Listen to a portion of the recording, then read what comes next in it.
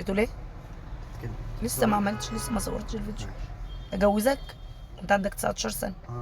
طب المهم ان انت لو اتجوزت وانت عندك 19 سنه بالله عليك هتقدر يا ابني؟ ما بصورش لسه، هبتدي والله اشغل تصوري. الفيديو. رد عليا بس، هو احنا وريني. بنقول حاجه غلط؟ لا وريني يا ابني رد عليا، لا لا اله الا الله. متصوريش. طب هو انت بتتكلم في حاجه عيب؟ عايز تتجوز 19 سنه؟ عادي.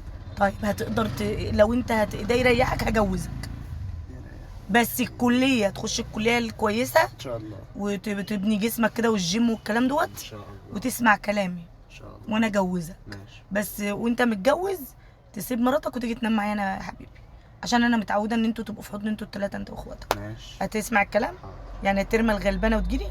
ده انت تبقى حاضر ايه؟ ما انتوا وانا عايزاك تقول لي حاضر. انا امك بس في حاجات ما ينفعش تقول لي فيها حاضر. ماشي. الله، عايز تتجوز يبقى لازم يبقى عقلك مكتمل، تعرف تقول لي في ايه حاضر وفي ايه مش حاضر. مش لا حاضر.